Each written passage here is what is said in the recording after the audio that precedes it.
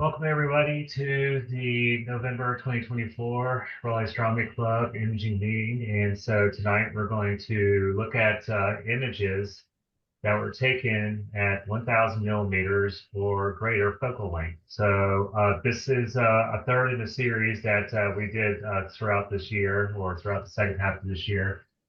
And you started out with images that were, I believe I set it to like 200 millimeters or less.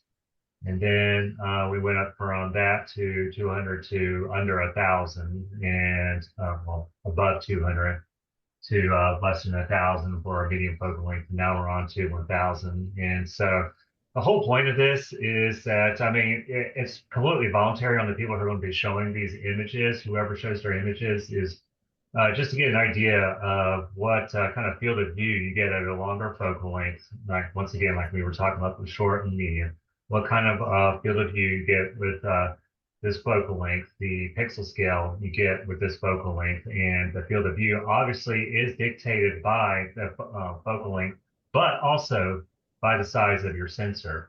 So basically I just started this series just so everybody can see that pixel scale can work for you, work as an advantage if you have tinier pixels and you can use a medium focal length to get something that's sort of close to something that's of longer focal length, or if you're using a longer focal length a scope and you have a variety of cameras, you can just gauge on what you want an image based on seeing conditions of that night. Or you can just interchangeably swap it out for another focal length that's shorter if seeing is bad or whatnot. So, all right, so the way we'll do this, I guess I'll go first because I don't really have much to show. Let's see if I can get this to work. I've got a lot of windows open here. Okay. Which window do I want? I think I'll start with fixing the site window. That up. Okay, can everybody see? So, so the nice thing about long focal length, this opens the new realm of, really extending your focal length, going back to that aspect I was talking about, if the scene can handle it.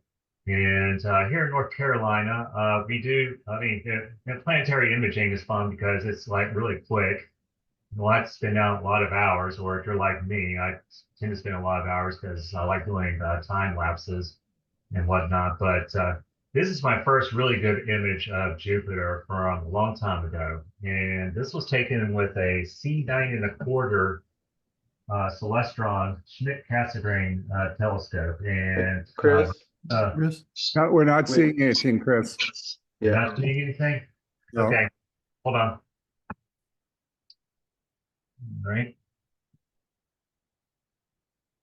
Oh, yeah, I clicked on the window, but I didn't click share. All right, there we go. Is that better? Yeah, Yep. sorry about that. Okay, Okay. fine now. Yeah, so, all right, so here, see if I can start all over again here. So, yeah, like I said, we're doing long focal length stuff for this part of it and part of the series. So, depending on how far you can push it and if the seeing conditions can handle it, this opens the realm for planetary imaging. What I'm showing right now, this is an image of obviously Jupiter that I took back in 2011. I'm showing this because this was the first time where seeing was really good enough to get a result of the planet Jupiter and see some pretty decent detail. This was taken with a color camera. It was by a company, I don't even know if it's around anymore. It's called Imaging Source. I don't actually have the camera anymore, but as far as like the specs in the spirit of what we're talking about in this meeting, so we're taking it with a C9 1/4 Celestron Schmidt-Cassegrain. The native focal length of that is 2,350 millimeters. But once again, if you want to push the focal length, you can throw a Barlow in the mix and increase the pixel scale to get a little more finer detail. Again, if the scene can handle it. And the planetary imaging, and well, in fact, I mean that's another thing I should bring up with what is it, long focal length imaging in general, if you're using mirrors, unless you have a really big refractor, most of the stuff we'll be talking about is something that has that will be using mirrors somewhere in the optical system. You have to get your collimation really nice. And so collimation has to definitely be spot on whenever you are extending the focal length like I did with this one. So 2350 for Schmidt Cassegrain here. Native focal length, I put in a 2x Barlow in front of it. So 2350 times 2, that's 4,700 millimeters. And this is what I got. The thing I liked about this picture, is that when you see the two moons here, this one's very dim, and that's because I don't know if it's because it's the smallest or not. But anyway, that's Callisto, and this guy up here, this is Ganymede. And what was cool about this image is that this gives you an idea of how good the scene was. You can just start to barely make out imaging detail on the moon there. And yeah, it doesn't look fantastic. This probably would have looked maybe a little better with black and white. I don't know to what extent though. But to give you an idea of how good seeing is, I'm willing to bet that, probably maybe 7 days out of the whole year here in North Carolina will you get seeing conditions this good for planetary imaging. It's really difficult. But I'm looking forward to it because as far as imaging planets, Jupiter in particular, because it's at its highest point in the sky or in the orbit relative to Earth right now, because it'll be coming up right smack in the middle of winter where the ecliptic is, at its highest. And so with that, like I said, I like to do planetary or time lapses of it, and I did that with Jupiter back in the day. But anyway, so there's that one. And then going on to deep sky and a different type of what is it? Imaging or optical system here, and camera. In fact, this is the Orion Nebula. I took this a long time ago. This was back in 2012, and this is, I don't know if anybody's going to be showing any images of an image using this kind of optical system. This was taken with an RC, Rishi Creighton, I think is the way it's pronounced, telescope. And the native focal length for this is 1,600 millimeters. So it's really long focal length, and it's 8 inches. So 200 millimeters, and roughly 8 inches times 8. So it's at f8. So obviously you're going to have to do some really long exposures to get this to work. But I just wanted to see what it could do on M42, and the guy who was selling it, he was selling it pretty cheap, so I won't say it was a complete loss, but I took this to image, and I just decided that, yeah, RC imaging is not for me. So, but the cool thing about RC, of course, it's subjective. You get the spider vane out in front. So if you like a diffraction spikes, RC will optical systems out, it'll give you the same thing. And this one, let's see, I've got it written down here. But anyway, this was taken with the DSLR, the Canon 600D. That resolution, if I remember correctly, it's 5184 by 3456 pixels, and I think that's 16 megapixels, I believe. Anyway, and the actual pixel size of the imaging chip is 4.29 microns, and the pixel scale for it, I didn't mention that for the Jupiter one. For Jupiter, that was 0.25 arc seconds per pixel. But for this guy, it was, of course, a little bigger. It was 0.55 arc seconds per pixel. And the total field of view for this one was 0.8 degrees and half degrees. So I basically, if I were to use the same optical system, this same telescope with this DSLR camera, the moon, full moon, let's just say it like that, would the top of it would hit the very top of the image here, and the bottom would hit the very bottom there. So yeah, so it would barely fit the full moon in the sky. So, but anyway, so there's those, and then I'm going to go back to planetary, and then I'll do this on somebody else. And so let me go to a different window here. Let's see. I think that was correct. Is everybody seeing that? Yeah. Yes. Okay, very good. Okay, this was something I did in anticipation of back in, all this stuff is back from 2011, 2012. That's funny. I didn't even notice that.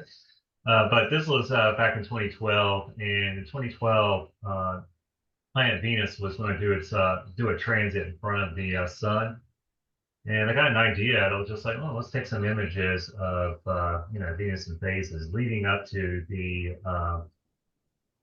um, the transit. That was I think that was June 5th, 2012 is when that happened, and I had to go. We had to go west because here in Raleigh it started like half an hour before sundown. So the further west you went, the more that you got to see. Obviously, the only places in the United States you could see it were either Alaska or Hawaii if you wanted to see the whole thing. But yeah, we stopped in Albuquerque and got to see about half of it. So it was a lot of fun.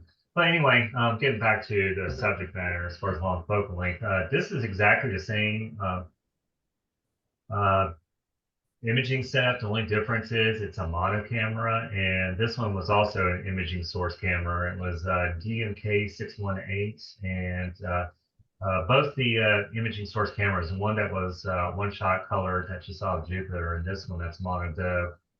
The resolution was only 640 by 480. Okay. What I'm showing you here, yeah, it's the phase of Venus, but all I did, what I'm going to show you is just where I had originally set this up into a collage, but I'm not going to get into that. I'm just going to show you what happened. So up here, you'll see it's in the upper right corner, if you can't see my mouse pointer. This was on the 9th of February, and so I made a point to go outside once every 10 days, or 10 days, or when the weather would allow, and take an image of the phases. So you go through them, and this gives you an idea of what's nice as far as from a science standpoint. As the planet gets closer to us, between us and the sun, it gets bigger, but unfortunately, the less of it you get to see. So you go like that, go like that, go like that. I think that was the last one on that side. Yeah, so between here and here, went out west, looked at the Venus going in front of the sun, and then there, there, there, there, there, there, there, there, there, there, there, there, there, there, there, there, there. So, there, there, there, there, there. Okay, yeah, so from 9th of February all the way through September 8th, 2013 is what I was doing here. Here's something that's kind of interesting is that, again, this requires really good seeing, and it's not really ideal for Schmidt Cassegrain. But if you look at this really carefully, you can probably see that there's like really weird gradients or stuff in it. Those are actually cloud detail in it. And you can use, I think Vader, Potter, however you would say it, brand of filters. They make a UV filter, and that can allow you to see detail, cloud detail on Venus. But because it's UV, short wavelength light, the sky has got to be absolutely perfect. I mean, otherwise, just a tad bit of seeing, and you're not going to see any cloud detail. Ideally, you would want to use something with mirrors only, like a Newtonian, and that would help a lot too, because the glass corrector plate in front of this Schmidt Cassegrain also will distort the cloud detail as well. So anyway, that's all I have to show. Any questions? Chris, were those firewire cameras or Were they what? the DMKs? Were they firewire? Oh, Firewire, yeah. It's really funny. Because that's what I had. I had the same thing. Yeah, no, they weren't. But yeah, you bring that up, and it was really funny when I first got into the hobby, that's the first time I had ever heard of it. I was like, what the hell is Firewire? Because I wasn't very computer adept, and after photography helped me a little bit. It's got me a little bit, a tad more computer savvy, but no, it wasn't Firewire. It was, what is it, USB. Yeah, no, those are really amazing cameras. They're industrial cameras that just happen to work for us. Yeah. Yeah. I don't know. I mean, has anybody looked up as I was talking if they're still around or not? I mean, I have no idea. But it's like ever since ZWO came along, they've just like totally dominated the hobby as far as astro cameras go. I have one of those too, Chris, and I haven't used it in 10 years. So, Oh, that's right. I remember you had the 618, didn't you? yeah. Yeah. Was it the color or the mono? Mono, I think. Okay. Well, But that long ago, it's in a drawer in my office. Haven't looked at it in years. The thing I was thinking, Chris, is I was trying to remember where we used to meet in 2012. I couldn't remember. What? Maybe the brick house? No, actually, no. We were still in that other place that was on Glenwood. Was it Blinko's? Is that what it's called? Something like that?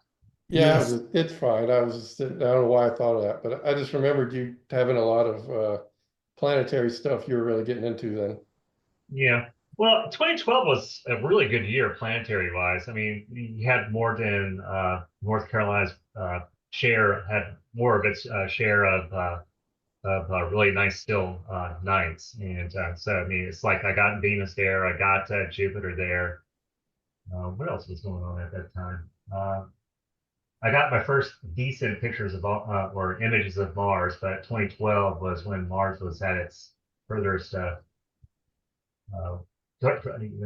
eccentricity of its orbit.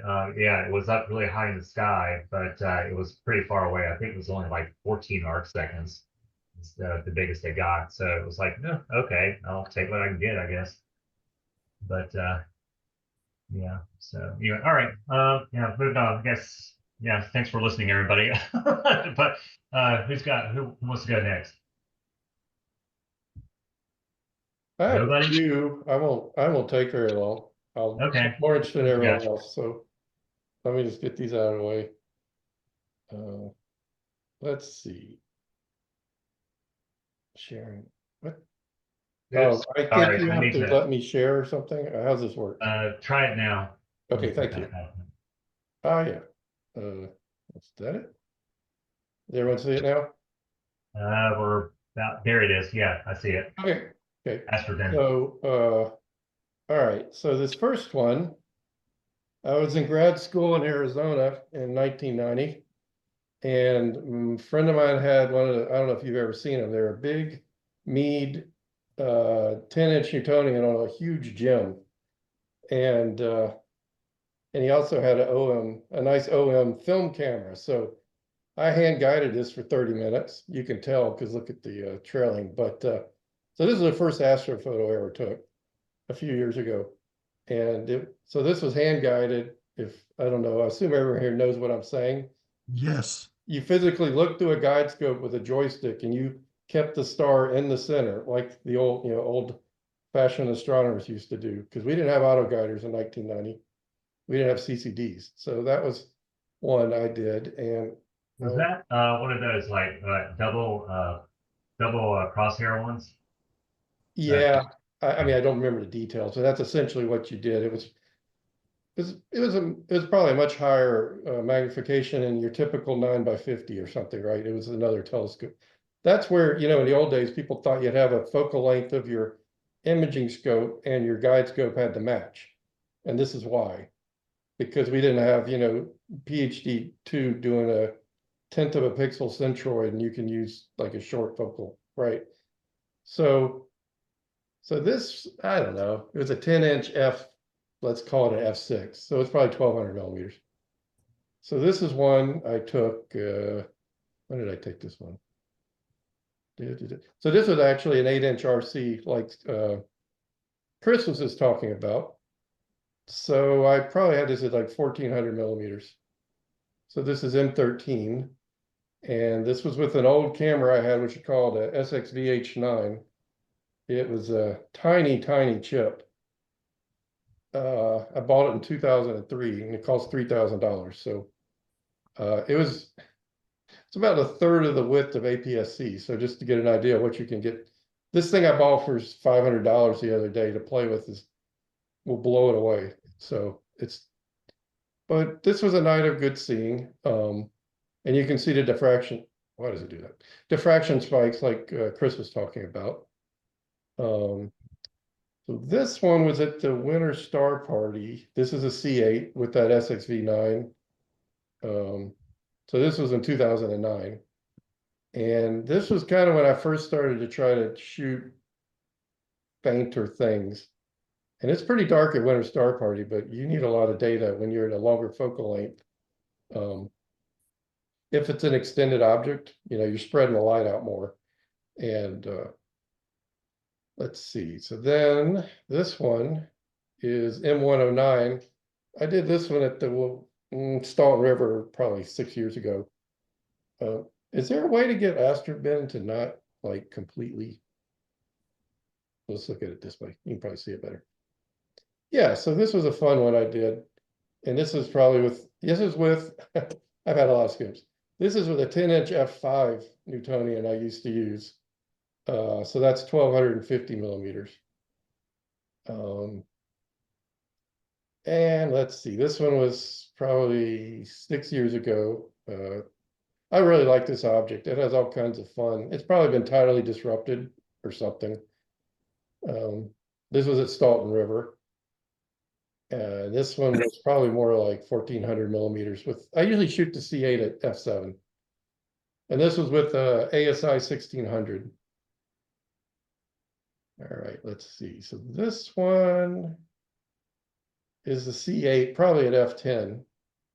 This is, I started shooting planetaries. And I probably shot a bunch of short exposures. So there's some noise in the background, but I was trying to do the lucky imaging. And I did some deconvolution in PixInsight. And I think my last one is just a similar idea for just another little planetary. So these are probably, well, they're probably less than an arc minute across. So it's kind of like imaging a planet like Chris was showing us. But when you image a planet, you can typically take, I don't know, 30 frames a second because they're so bright. These objects can be bright, but you do have to take longer exposures. So it's a little more difficult to free seeing, but I like them because they're bright enough that you can shoot them in the city. This one I think is probably, yeah. This is H and hydrogen and oxygen that I shot it with. So that was all I had. Yeah, let me ask you a quick question. So Yeah. this is something actually I've heard but never really looked to see what it means. What does lucky imaging mean?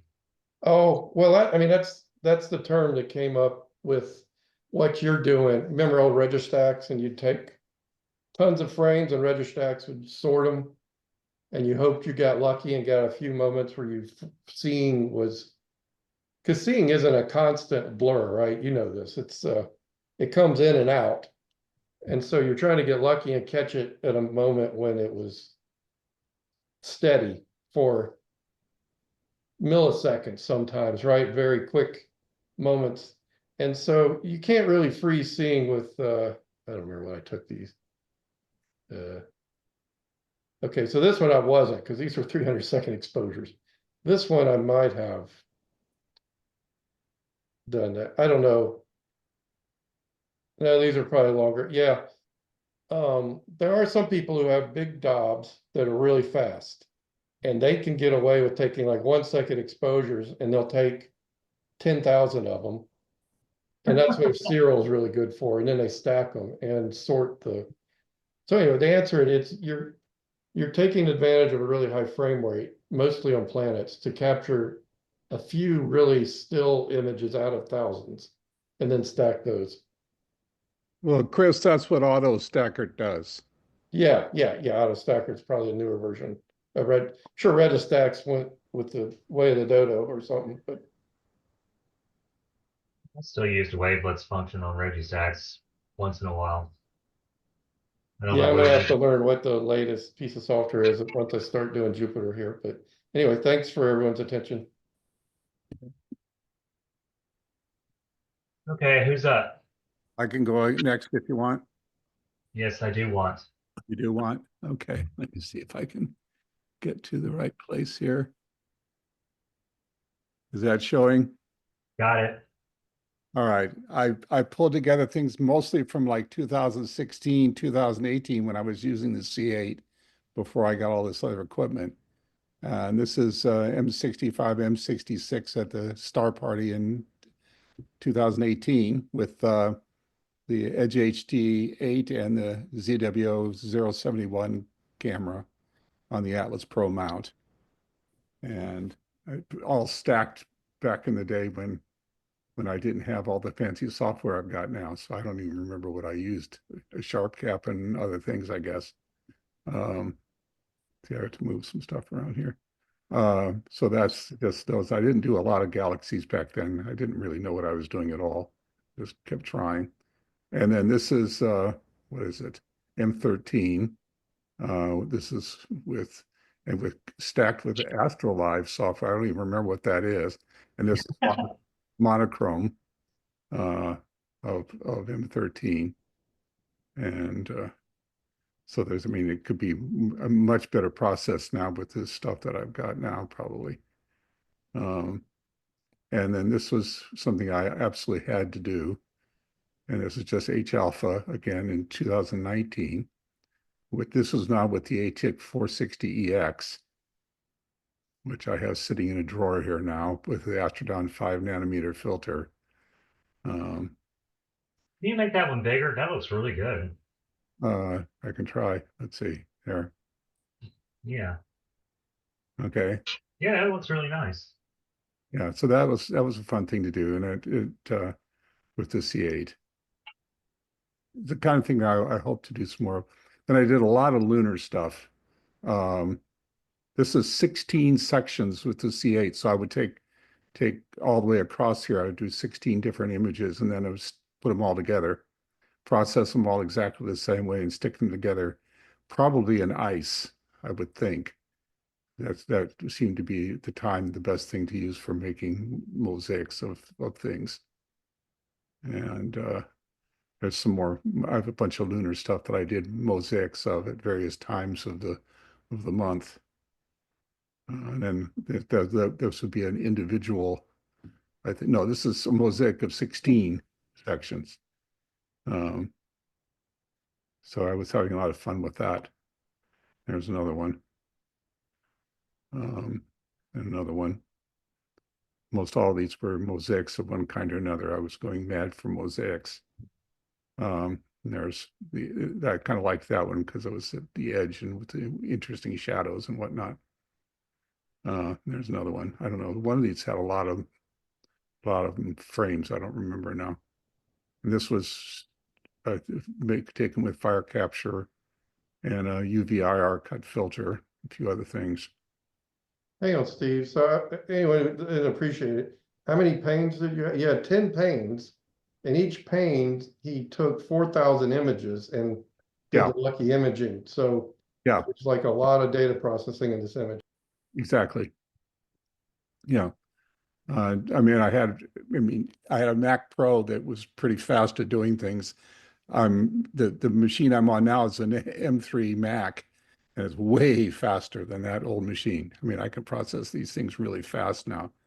Um, so even running Windows on the Mac. Okay, and that's my only remotely decent Saturn picture that I did way long time ago now. I can't remember. It's 2018 maybe. So I was at the time I was very pleased with that because there's very little detail in that.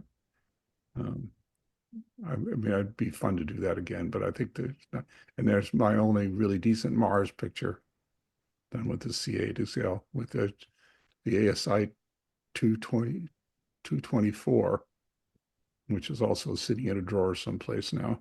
It's got a nice detail. Yeah, I was pleased that I got anything with it. And I mean, again, these are, 6 years ago, I didn't know remotely what I know now. So I would have to go find the data and maybe reprocess it. I don't know. And there's a Jupiter one with one of the moons. There's another one.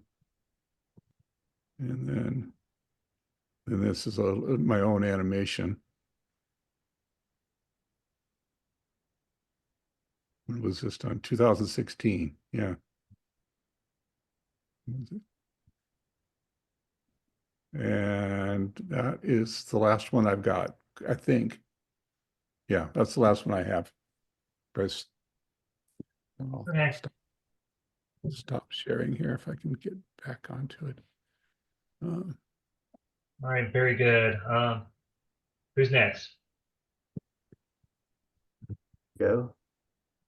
All right, let's see it. Yeah, there we go.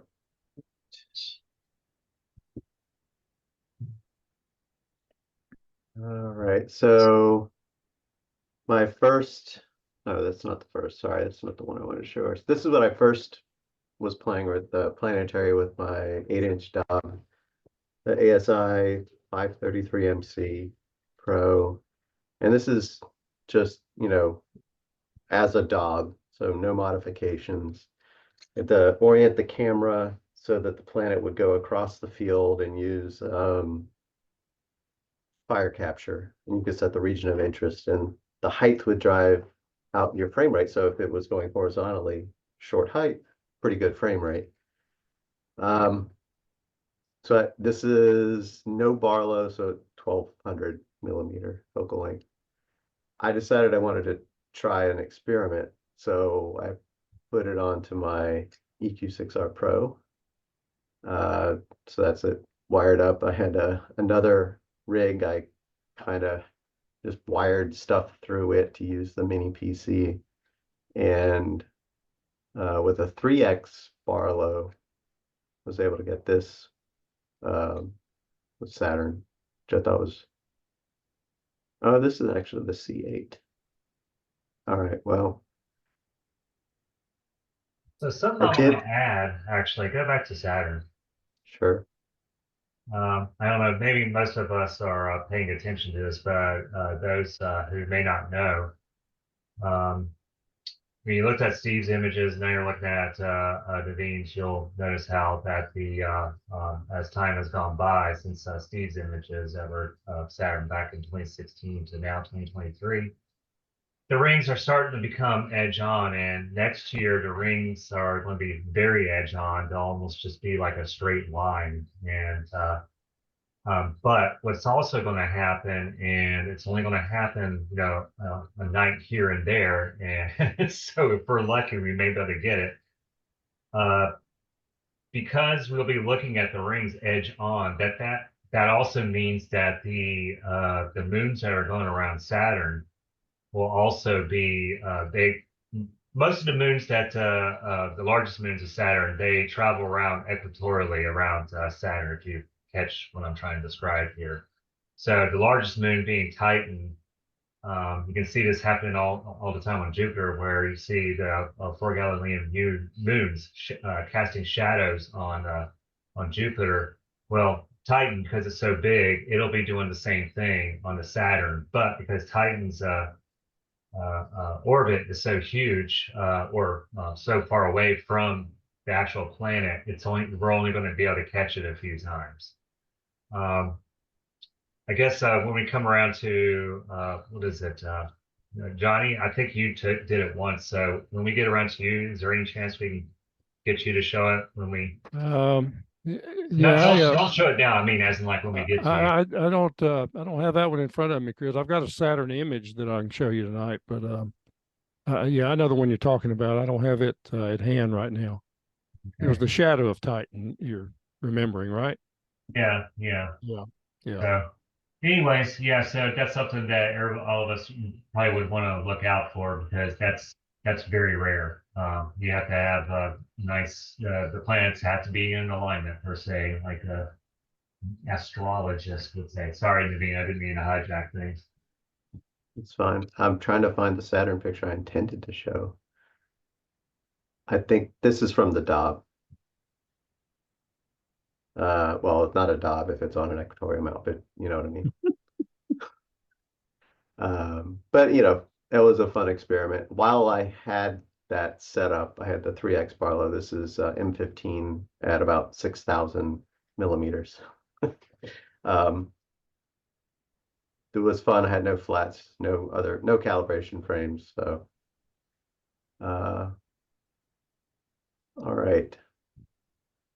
I had, so I think all the rest of these are with the C8. They're all with the ASI 2600 mm.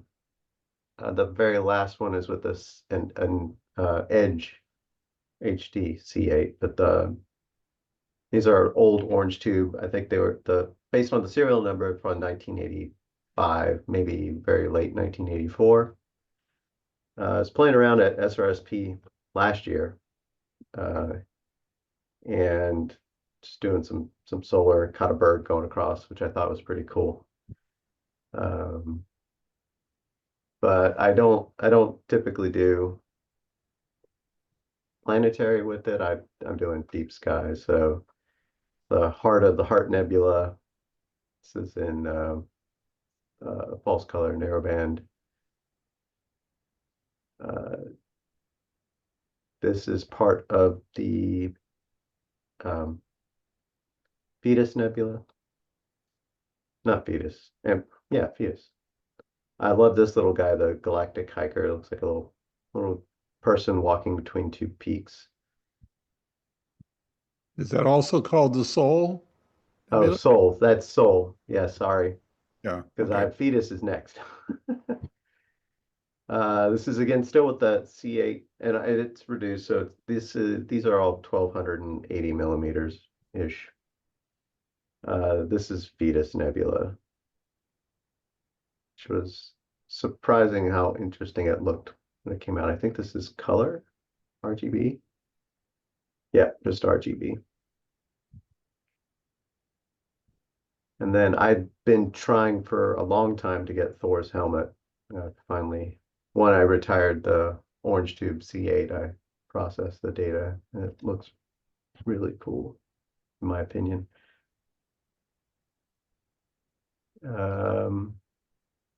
Been like you mentioned, Michael, going after planetary nebula, like don't tend to see. I'm trying to find stuff that are not super common. I've seen several shrimp nebula, but it's not showing up very often. But this is off of Cassiopeia. Or sorry, yeah, Cassiopeia. And then this is the last one with the Edge HD. So Deerlick cluster and Stephan's quintet. So finally, with a flat enough field, able to get both of them in the same image.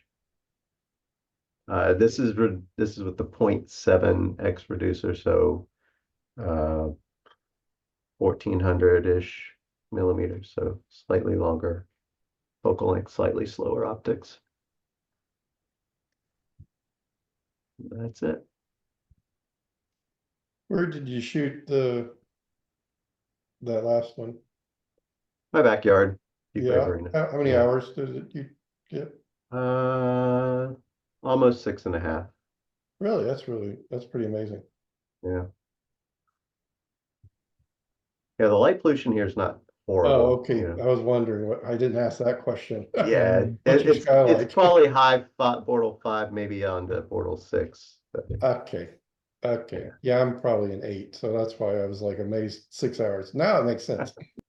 yeah, I'm not in Cary or Raleigh. Where are you? I forgot. Deep River Arena. Piedmont? Okay, not too far from me. All right. Okay, who would like to go next? I got a few, Chris. All right, let's see them.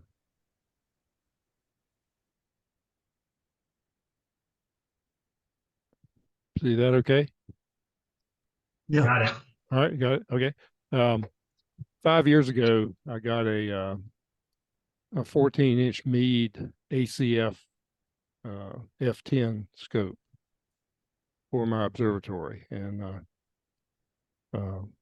when I saw you wanted stuff longer than 1,000 millimeters, I thought, well, this is about all I've got, because I've learned to live with it for 5 years or so, and I got it to really go down the planetary imaging road, and this worked pretty well. These are at these planetary images I'm showing are at f20 with a 2x power mate, and this is Mars 2 years ago, and with a Player One camera with the color, what is it, the Neptune C color camera from Player One.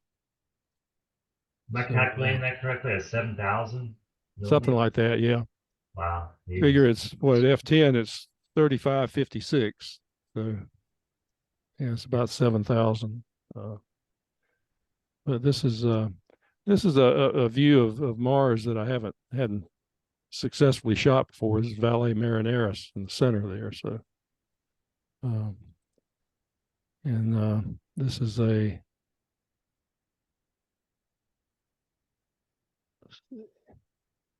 okay. You got the Saturn image now. Yes. Okay. Yeah, this is also with the Meade 14. It's one of the first images I did when I got it back in 2019. Same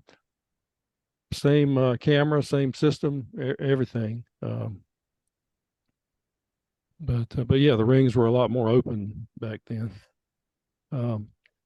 Yeah, and I agree with what you said about the seeing, Chris. When you're shooting 7,000 millimeters, you learn to keep count of the nights that you have decent seeing, and I think I have the best luck when the planet's in opposition is when it's high in the sky at dawn, when it's highest at dawn, because that seems to, I don't know, it seems to settle down. Seems to settle down a little more.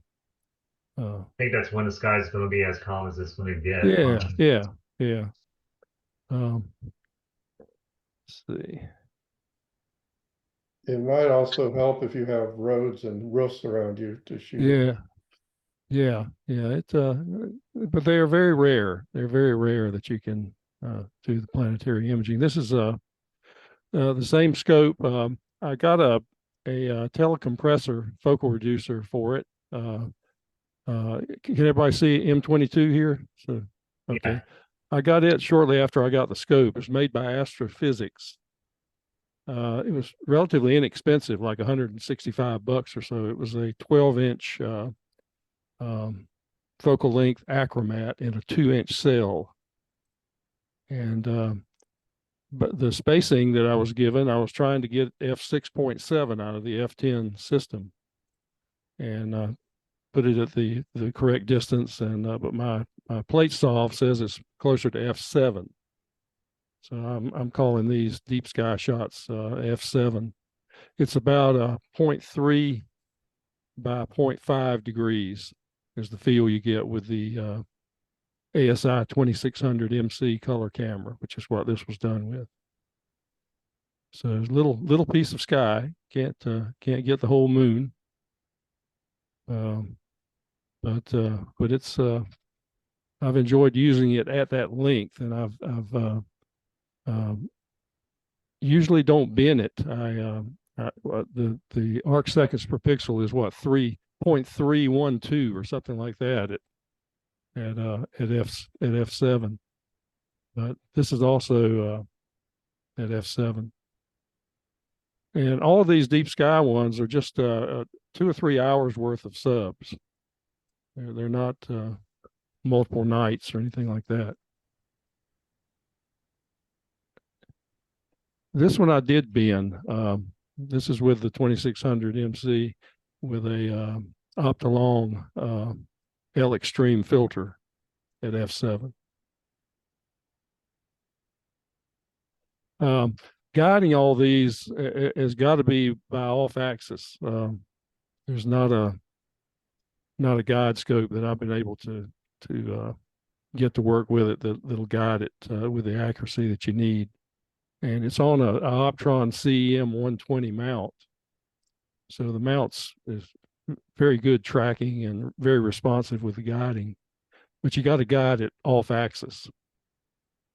And So you had to do off axis for that last one in 51 yeah, galaxies. yeah, all That of must have the been a pain in a pain in the you know what to find a star in that thing.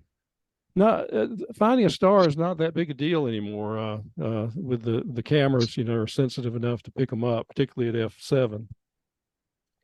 Yeah, Johnny, I'm using the dual version of the MC now, Yeah, yeah, and with the L quad optolong filter, yeah. It always a star there, though, right? and it guides perfectly fine, sees Yeah, lots of yeah, stars. yeah, So that's a nice way to go for this kind of thing. yeah. Johnny, what camera are you guiding with? Guiding with the with a ASI 290 mm Okay. mini camera. Do you Most of bin them. it? I guess you No, would. no, the No? the black and white 290 camera, Mm. and also the 174 mm camera. I'm using it to guide sometimes also. Okay. Uh, but once you got to configure that off-axis guider and the spacing and everything and the focus. Once you've done that, it's there's almost always a star there that you can use. And this is that focal length. The Pac-Man Nebula doesn't look much like Pac-Man anymore, but this is at, you know, almost 2,500 millimeters f7. And again, this is with that that aggressive filter, that Optolong L Extreme filter.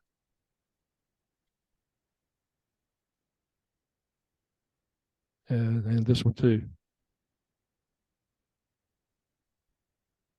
So yeah, I'm having fun with finally getting it tuned in to that long focal length. You know, there's a lot of stuff out there that is kind of fun to shoot at a longer focal length, particularly galaxies. I want to do more smaller galaxies in the future.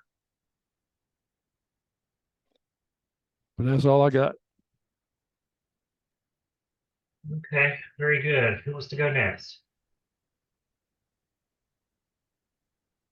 No one? No, I guess I could go if you want. I was about to say, I was like, I figured Mark would. Since I missed last time, I had something to make up, I guess. Let me see if I can get this shared.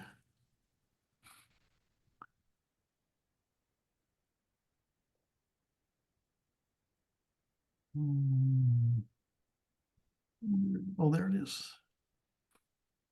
Okay, can you see the picture of the galaxy? Oh yeah. Yes, Okay. very nice. So this is an old picture, and many of you know that I like to shoot things that change or move, and this is a supernova back in M51 back in 2011.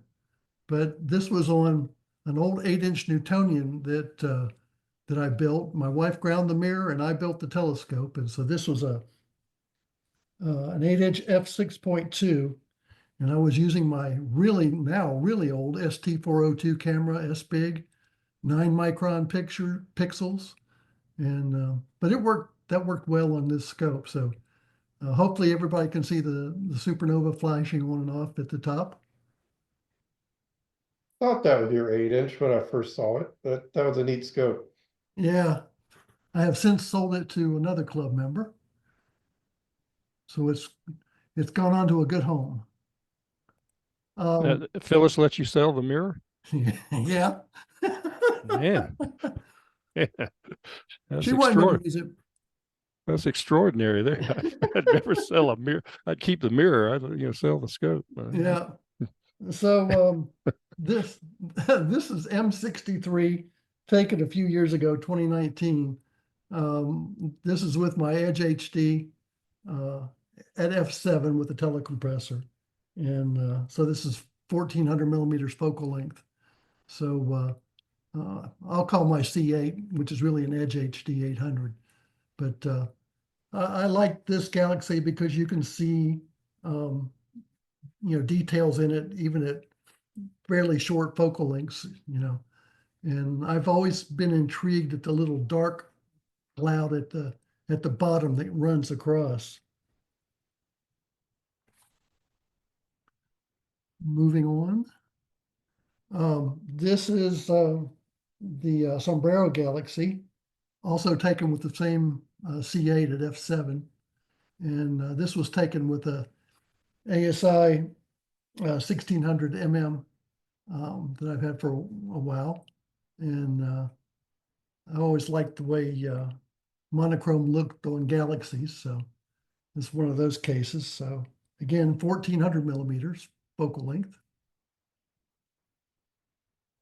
And this is back on the 8-inch f6 and the ST402 camera. But this is my rendition of NGC 4565. This is only 27 minutes of exposure time on that camera, but pick up pretty good detail with it. And finally, in the same veins that Michael Fulbright was mentioning, here's a fairly bright little planetary that I picked up. It's NGC 7662 in Gemini. And this again is with the C8. And I used 2 sets of exposures on this one. I used 12 at 45 seconds and 10 at 60 seconds and combined them all together to get some detail on the inner and the outer parts of this neat little planetary. They're surprisingly bright, as Michael mentioned. And then finally, I got a couple planetary pictures that I've shot. This is my Saturn. I use the C8, and then I use at f10, and then I put in a 1.8 Teleview Barlow to give me 3657 millimeters, which is really f18. And so this is Saturn back in 2017. And then finally for me, this is Jupiter, also back in 2017. Same frame, same camera, same scope. I forgot to mention this is an old ASI 120 MC-S, the high-speed version. But you can see 2 moon shadows, and then this is Europa. I can't remember which one of those 2 shadows is Europa. But that's my contribution. I agree with you, Mark. I think the monochrome is, well, that's what I remember everything was when growing up, seeing pictures in observatories. So I like doing stuff in monochrome sometimes. Yeah, it's cool. They're cool. I really like them. Okay, does anybody else have anything to add or excuse me, share? No? Okay, so, well, I mean, that concludes this series. So we'll go ahead and move to the second half of the meeting where we look at images that don't really have anything to do with the subject matter. But one thing I wanted to do, yes, you guys are kind of roll your eyes, but I just wanted to bring this up really quick. Let's see, hold on. Not ready, of course. So this is pretty much the same slide that I showed, or that the officers showed for me at the meeting. Was it last week? Anyway, yeah. So yeah, this is basically what was announced last week about our imaging meeting. But yeah, just 3 points here to keep in mind. There will be no imaging meeting in December. But in December, the indoor meeting will be an imaging showcase. So let me see. I don't have it here in front of me.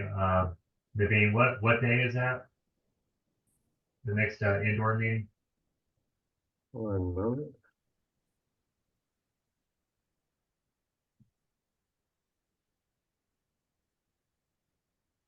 It is December 13th.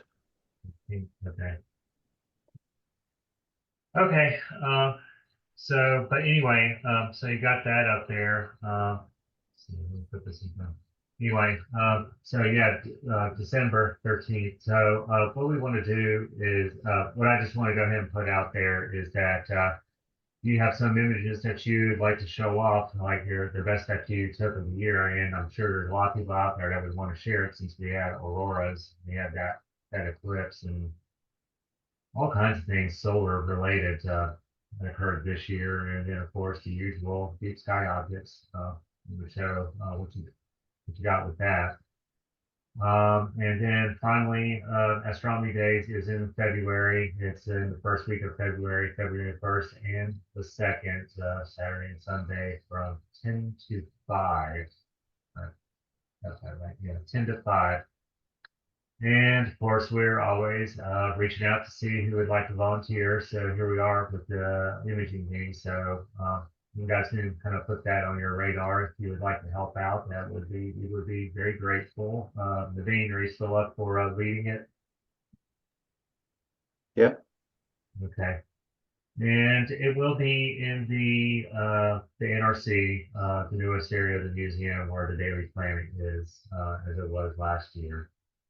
So if you could, if you would like to talk about your images, give people a rundown, the visitors a rundown of what your accomplishments are and what is possible with really expensive equipment, all the way down to not so expensive equipment when it comes to imaging the night sky. So anyways, okay, so done with that part, and I guess we'll move on to seeing what other imagers are showing out there as far as like what they took from the previous meetings. So anybody have anything they would like to share? I can go through mine if you want, Chris. Yeah, sure, go for it. All right, let's see if I can share again here.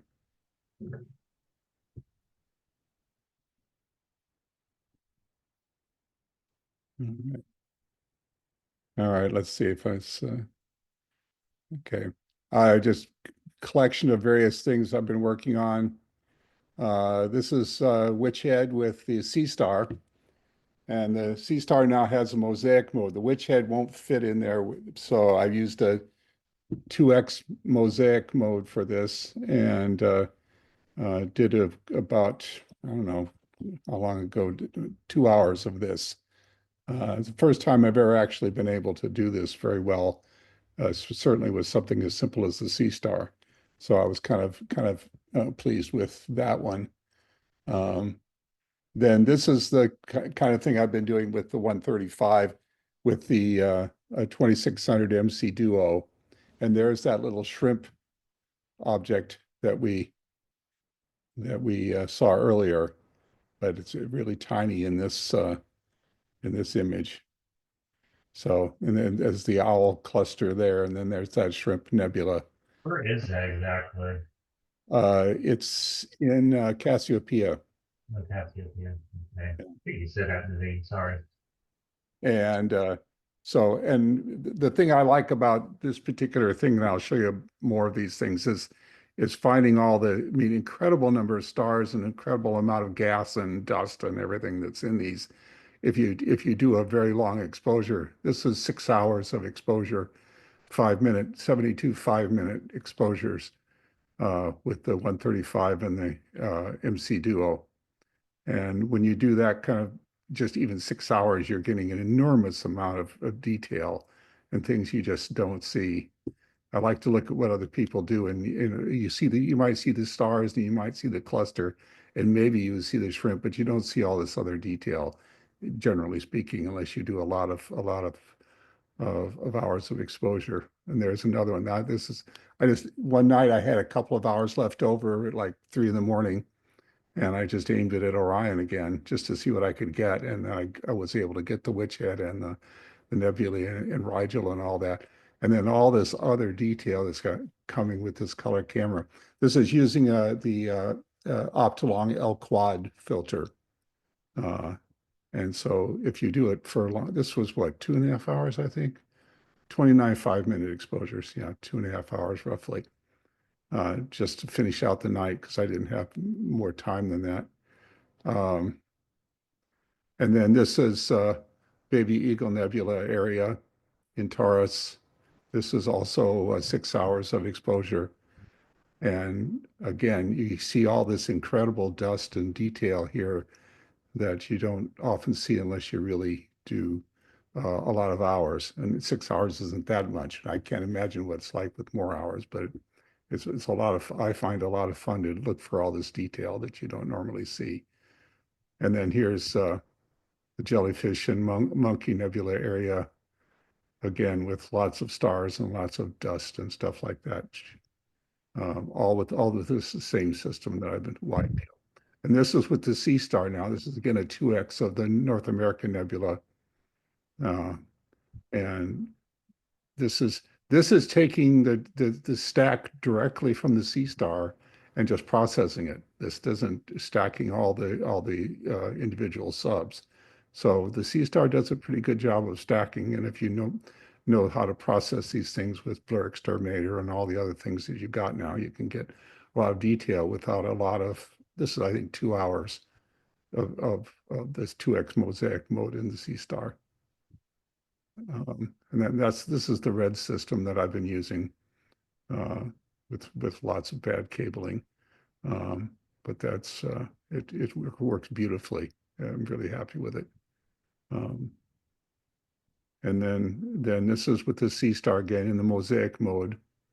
You just set it and it just does this entire area. The sea star by itself without the mosaic will just get this centerpiece. But if you do it in the mosaic mode, and this is, I don't know, 2.5 hours, something like that, you can get a fair amount of detail in there. This is also with the sea star, the tadpole and the flaming star. These are all about 2 hours with the mosaic mode. Steve, did Yeah. you get your Dwarf 3 yet? My Dwarf 3, I got the message today that has been shipped today. So I will get it probably next week. Of course, Cool. I'll be in California next week. So the week after I'll be able to use it. But yeah, so, and it should do a better job than the 2. So we'll see. Whether it will be as good as the sea star, it's not clear yet. We'll find out. I'll do some testing with the 3 and the sea star S50 on the same subject for the same amount of time and see what happens. I don't know yet, obviously. Okay, and then this is again with the red system, I call it. This is 76 hours again of that, and there's all this other stuff that starts to appear around the veil when you do that kind of thing. And then some comet pictures with the sea star. It worked very nicely for the comet. It would find it immediately, and you could just take as many pictures as you wanted and stack them. And then there's another one with Bubble Nebula and the lobster claw, things like that. Please go on here. There's another one with the Pac-Man up here and the ghost down there and all this other detail that comes out if you do. I think this is also 6 hours. Yeah, 6 hours. And then this is with the sea star, the helix. And that's I was reasonably pleased with that coming out the way it did. And then the California with the red system and all this incredible detail that's there. If you do it long enough, again, another 6 hours. Steve, I didn't catch it, but what exactly is the red system? The red system is that one I showed you a picture of here. Hang on. I can get to it. I'll go back. Was it that red cap picture that you showed us? Or It's this system here. okay. This is the monochrome version. This is the 2600 mm Pro, and then that's the guide is ZW, and then the ASI Air, and the focuser, and then the filter wheel there, and then inside is the 135 Rokinon. You can't see it in the holder there, and then so it's all. This is what I call my red system. This is the monochrome version of the red system. If I have I put the color, the MC dual on here, I don't need the guide scope, and I have a filter drawer instead of a filter wheel. on there, but this is what I've been using mostly for these things. Okay, I see. And it's on what, the AM5, Steve? Yeah, it's on, excuse me, it's on an AM5, yes. Okay. Yeah, and very bad cable management. But I'm working on that too. Okay, and then let's see. But that's C-Star, that's red system. This is the North American Pelican area with the red system again. And I was rather pleased with that one actually. Very nice. And then the great Lacerta Nebula SH2126. And then this is M45. And I was looking, I wanted to find this little galaxy here. This is UGC 2838. Okay. And these are all taken from my driveway here in Durham, by the way. So it's again 6 hours of exposure. And this is the actual area. And I just zoomed in to find that little galaxy, which was right here. So this is again 6 hours. Most of these are 6 hours because that's what I have between my trees and what houses and whatnot. So I try to max out as much as I can. Hang on. Heart and Soul Nebula. This is earlier on. I think I did 65 5-minute exposures on this one. So it's a little bit less than 6 hours. And there's an enormous amount of detail in these things around them. Hang on. Then the comet, this is all done with the C-Star to get the anti-tail and stuff like that.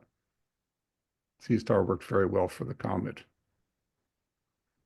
And this is another C-Star, heart of the heart. Again, 360 10-second exposure, so it's an hour.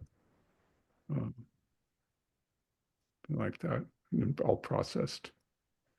And there's another one, Rosette. This is not with the mosaic mode. Just what, okay. And then just comet pictures and one of the videos of it. This is all done with a Canon camera. Okay, that's all I've got to show you, Chris. All right, fantastic. I got the comment too, Jeff. Yeah.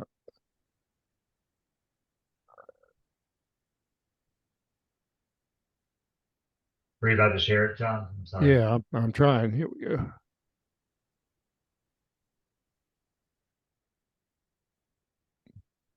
Okay, see that okay? Yeah, very nice. Okay, this looking for a place to go. This is Little Singletary Lake in Bladen County, which is about 30 minutes from me. It's on state game land. I had to get a state permit to get in there. And the permit says that I have permission to be there to photograph comets, stars, meteors, and asteroids. So, which was good to know in case I, saw any of those things besides the comet. But I wanted a good horizon, and the lakeside place told me that I might get a reflection of the comet in the lake, which I did. It's not all that dark. It's looking towards, I guess, Lumberton and Elizabethtown. Those towns are not that far away, but it's very remote, and it is on state game land. I actually wanted to be on private property, which is 100 yards to the left of where this picture is, because there was a nice boathouse there, and it was just very nice foreground. But I couldn't get up with the property owner, and so I ended up going to this place about 5 nights in a row. This is an iPhone 15 Pro picture. We had about 15 feet of shoreline where we could set up. It's wooded right to the water, except right at this place.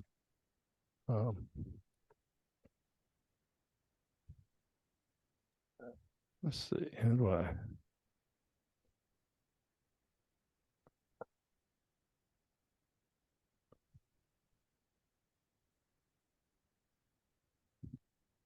shooting with the 8-inch RASA. And when this sub exposure came up, I knew I was in a pretty good spot that night. This is a 30-second exposure with the 8-inch RASA. Just one 30-second exposure, and this is a stack of about either 10 or 12 30-second exposures. And that was the night of the 14th, I think, October the 14th, when Earth passed through the plane of the antitail, and it became its sharpest and most well defined. And this is in twilight. I think this is on the 13th. This is the night before the antitail shot. And this is with my 135 Rokinon lens on a Nikon D850. It was in pretty bright evening twilight, but the comet showed up easy naked eye. Yeah. And it was over there with Venus on the left, and Arcturus was just out of the frame here on the right. The comet that evening was about halfway between Venus and Arcturus. And this is with a 24-70 Nikon lens. There was about a 3-foot gator that lives out there, and he was threatening to get in my pictures. I was waiting for him to cruise by, but he never showed up in any of the shots. This is the RASA set up on the shoreline there. So I went out there 5 nights, and then on the 15th, I went to this place. I went to Cape Lookout, which on the southern Outer Banks, with a couple of friends who wanted to go out there, and I had vectored it out to know where to stand to shoot the comet with the lighthouse at Cape Lookout. But I didn't vector out the clouds. It was really starting to cloud up late that afternoon, and we didn't know whether to go or not. And you got to take the passenger ferry over. And then a friend of one of my friends that I was with has a boat, and he came over about 9 p.m. and picked us up and took us back to Harker's Island. But this was the best frame I got from there. This is in sure enough in bright twilight, but you got to remember there's almost full moon rising behind me, and lighting up the lighthouse and the clouds and making the sky appear nice and blue. But the challenge was to shoot. These are about 8 or 10 second exposures with a 28-70 lens. And the challenge was getting the comet visible between the clouds at the same time the light was on in the lamp house of the lighthouse. So that seemed to be the best frame of all those, but you can see how cloudy it was, and they were just streaming in all during twilight. We were lucky to have gotten anything. But this is not when the full moon's out, of course, but this is one of the newest dark sky sites there at Cape Lookout, a designated dark sky site. It's just a pain to get to. You got to get there by boat or ferry. But it is very dark with a lot of insect life. So there you go. That's the comet adventures there. So It must be excruciating during the summer. yeah, Johnny, I tried to get the reflection of the comet in the water up in a pond in north of Hillsborough. And yeah. I brought down to the edge again, but I could not get that reflection. Yeah, the lake was like glass one night, but Yeah. the comet was fairly high then, and it wasn't. I could see Venus in the lake. Yep, But, see Venus. there were a little bit of waves on the lake, and it just completely messed with the comet. Yeah. Yeah, and when my little gator would swim by, he'd make waves in it too, you know. So Well, I've had the problem of traffic. The place I was at was like 3 feet away from heavy traffic. Yeah, no traffic out in this place. This was out in the boonies, I'll It's tell you. scary, actually. Yeah. Yeah, yeah. Wow. It's only 30 minutes from my house, but half of that 30 minutes is on an unpaved road through the woods. So little adventure. Nice comet though. Okay, anybody else? Yeah, I have two to show. All right. All right. And Thanks, Johnny. Sorry.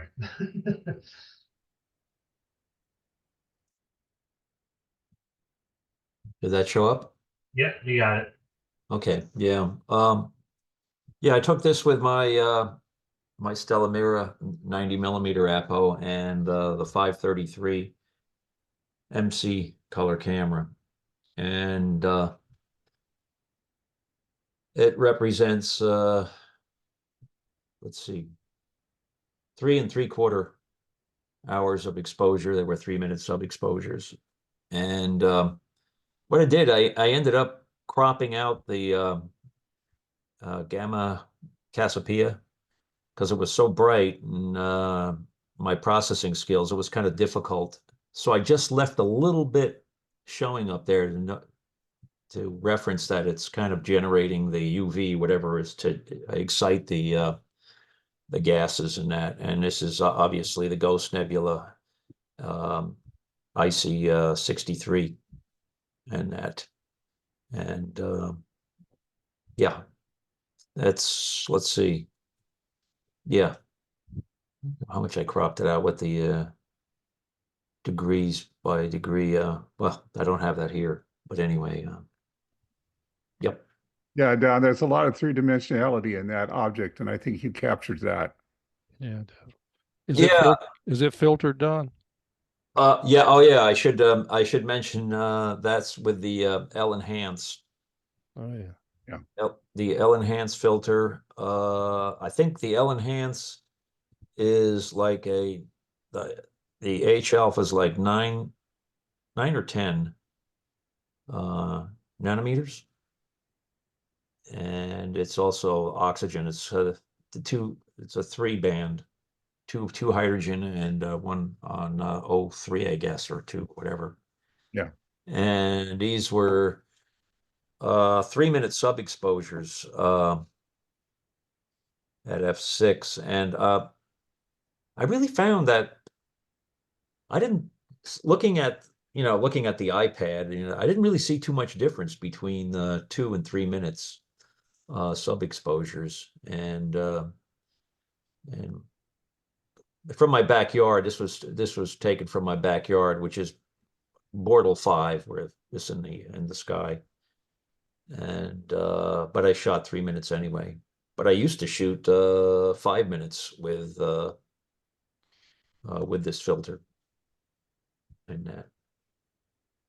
But Well, Don, if you notice, you see the sort of there's in the upper right-hand corner that there's sort of some redness.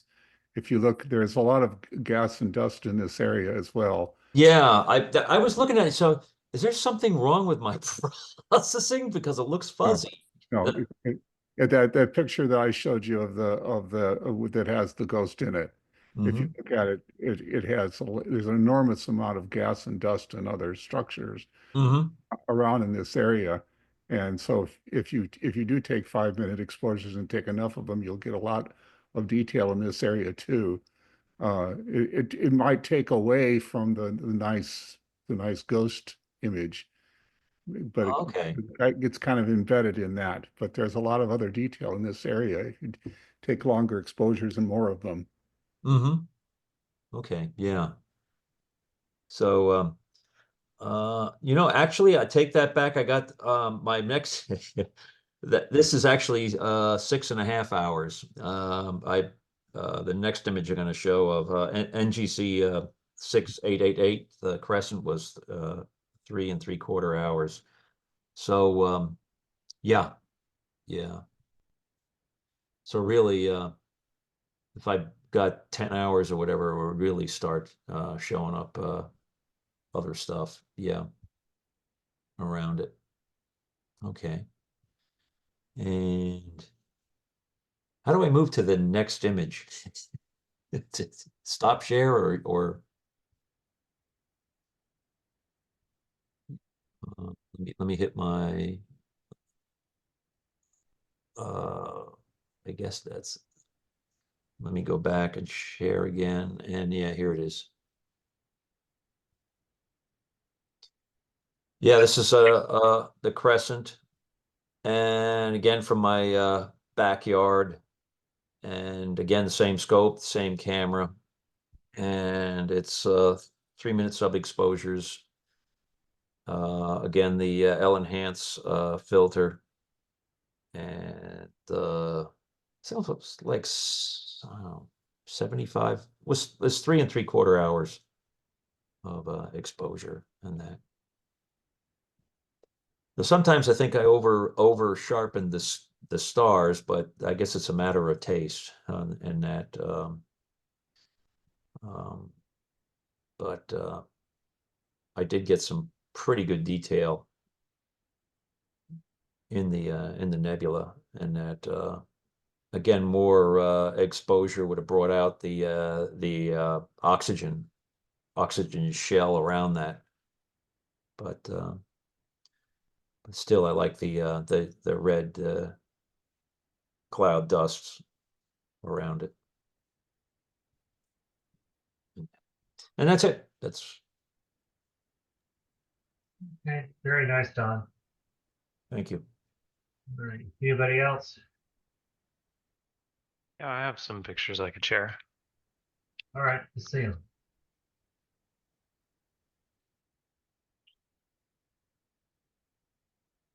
Start off. So I did manage to capture some reference frames of the moon for like the field of view. For what I'm showing, all of them were captured with the same 6-inch Newtonian telescope. So yeah, the reference here, but we can go to, I guess, Horsehead Nebula. This was captured pretty recently as well. I think a couple weeks ago.